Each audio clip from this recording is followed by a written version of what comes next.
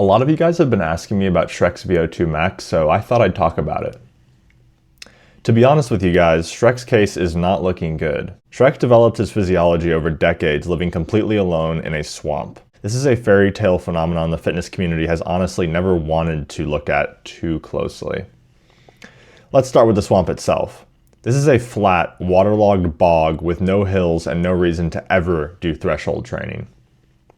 This is the exact opposite of the terrain you'd want to trigger VO2 max adaptations in. Shrek basically spends his entire life right here, and he leaves as rarely as he possibly can. World-class Olympic programs will pay hundreds of thousands of dollars a year just to set up systems which force adaptation by pushing athletes through controlled stress. Shrek has spent decades doing literally the opposite. He famously asks, "What are you doing in my swamp?" and actively tries to live a life with as little stress and as little effort as physically possible. Definitely no angiogenesis and no mitochondrial growth happening here. Then there's body composition. Shrek is very conservatively several hundred kilos, and a huge part of him is insulating fat.